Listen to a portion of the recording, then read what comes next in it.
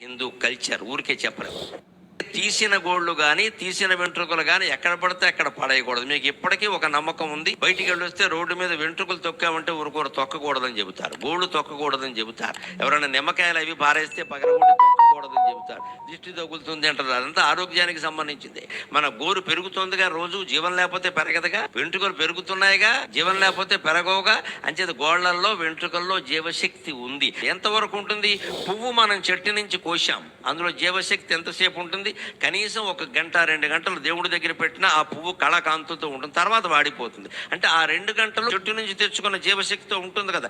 అలాగే గోళ్ళు వెంట్రుకలు కూడా మన శరీరం నుంచి పొందిన జీవశక్తితో 24 గంటల పాటు ఎక్కడ పారేస్తే అక్కడే జీవశక్తితో ఉంటాయి. అవి ఎవరైనా తొక్కితే మన జీవ లక్షణాలు వారికి అంటుకుంటాయి. వారి జీవ లక్షణాలతో అవి ఘర్షణ పడతాయి. అవి సరిపోకపోతే రోగాలు వస్తాయి. అందుకే తొక్కద్దని చెప్పారు. That is Hindu culture. ఊరికే చెప్పరు. తీసిన గోళ్ళు కానీ తీసిన వెంట్రుకలు కానీ ఎక్కడ పడితే అక్కడ పడేయకూడదు. మీకు ఇప్పటికీ ఒక నమ్మకం ఉంది. బయటికి వెళ్ళొస్తే రోడ్డు మీద వెంట్రుకలు తొక్కామంటే ఊరుకోరు, తొక్కకూడదని చెబుతారు. గోళ్ళు తొక్కకూడదని చెబుతారు. ఎవరైనా నిమ్మకాయలు అవి పారేస్తే పగలగొట్టి తొక్కకూడదని చెబుతారు. దిష్టి తగులుతుంది అంటారు. అదంతా ఆరోగ్యానికి సంబంధించింది. మన గోరు పెరుగుతుందిగా, రోజు జీవం లేకపోతే పెరగదుగా. వెంట్రుకలు పెరుగుతున్నాయిగా, జీవం లేకపోతే పెరగవుగా. అంచేది గోళ్లల్లో వెంట్రుకల్లో జీవశక్తి ఉంది. ఎంతవరకు ఉంటుంది? పువ్వు మనం చెట్టు నుంచి కోసాం, అందులో జీవశక్తి ఎంతసేపు ఉంటుంది?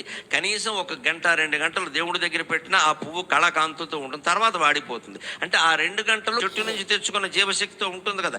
అలాగే గోళ్ళు వెంట్రుకలు కూడా మన శరీరం నుంచి పొందిన జీవశక్తితో 24 గంటల పాటు ఎక్కడ పారేస్తే అక్కడే జీవశక్తితో ఉంటాయి. అవి ఎవరైనా తొక్కితే మన జీవ లక్షణాలు వారికి అంటుకుంటాయి.